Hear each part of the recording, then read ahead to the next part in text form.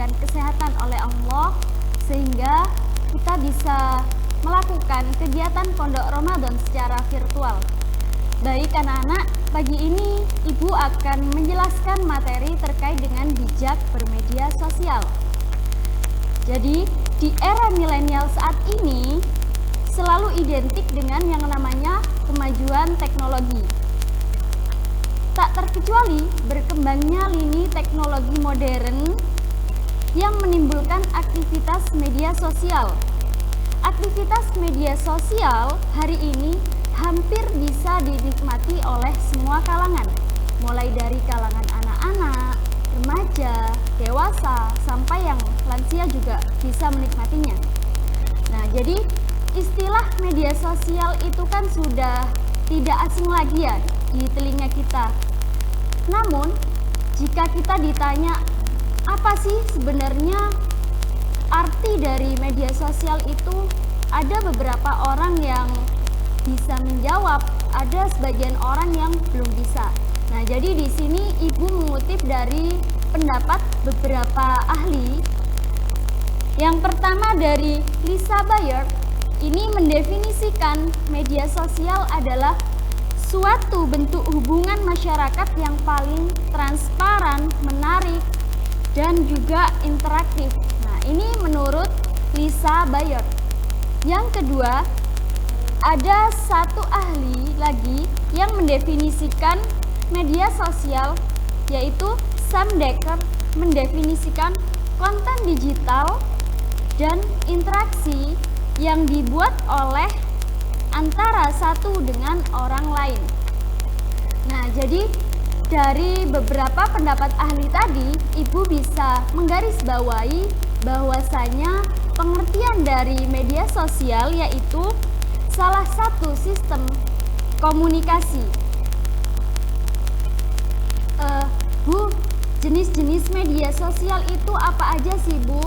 Nah, jadi anak-anak, jenis-jenis media sosial itu ada banyak. Nah, diantaranya ada blog, terus juga ada Instagram, ada lagi Facebook, terus yang lagi marak saat ini itu TikTok. Nah, ketika kalian menggunakan blog, pengguna ini bebas mengekspresikan sesuatu dalam blog ini.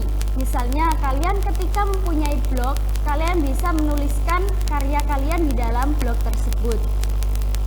Juga di dalam YouTube, kalian bisa membuat konten-konten positif, kemudian menguploadnya ke dalam YouTube kalian. Misalnya ada yang punya hobi puisi. Nah, bisa membuat puisi kemudian mengupload ke dalam YouTube kalian. Ada lagi Facebook. Nah, ketika di dalam Facebook kita bisa membuat informasi pribadi kemudian dapat terhubung ke orang lain, baik orang-orang sekitar kita maupun orang yang jangkauannya sangat luas, bahkan sampai ke luar negeri. Ada lagi Twitter, TikTok itu juga. Ketika kalian mempunyai suatu usaha dan kepengen memperluas usaha kalian, kalian bisa menggunakan aplikasi TikTok juga bisa. Nah, tadi kan udah Ibu jelaskan berbagai jenis media sosial. Nah, kemudian maka dari itu ada beberapa dampak positif juga dari media sosial ini. Nah, jadi ada beberapa dampak positif dari media sosial. Yang pertama, mempererat silaturahmi. Nah, apalagi di masa pandemi kayak gini. Nah, ketika kalian punya saudara di luar negeri, bahkan ada yang orang tuanya bekerja di luar kota. Nah, kali ini kan pemerintah itu melarang untuk mudik. Nah, jadi lebarannya bisa meminta maaf lewat video call. Nah, jadi gitu. Dapat berinteraksi dengan orang secara berjauhan. Itu salah satu dampak positif dari media sosial. Nah, dampak positif yang kedua apa, Bu? Nah, dampak positif yang kedua yaitu menambah wawasan dan pengetahuan. Nah, akhir-akhir ini kan banyak gitu ya akun sosial media yang selalu membagikan wawasan dan pengetahuan. Hal ini sangat menarik sekali bagi kita seorang pelajar. Yang ketiga, dampak positifnya apa, Bu?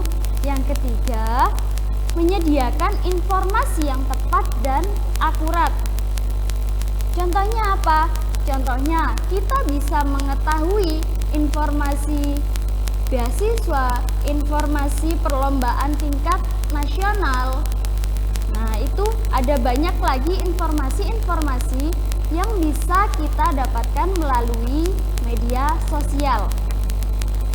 Yang selanjutnya ada juga dampak positif media sosial menyediakan ruang untuk berpesan positif. Nah, contohnya banyak ustadz-ustadz muda yang saat ini gencar melakukan dakwah di media sosial. Misalnya mereka melakukan dakwah lewat YouTube, nah juga lain-lain. Yang kelima, mengakrabkan hubungan pertemanan. Nah, jadi misalkan kalian sudah lulus dari MTSN Pasuruan, nah kalian masih bisa berkomunikasi dengan teman-teman kalian yang lama, bisa lewat WhatsApp, Instagram, dan lain-lain.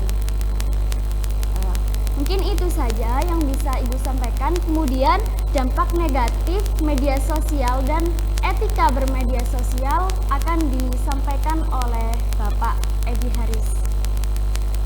Sekian dari saya. Assalamualaikum warahmatullahi wabarakatuh.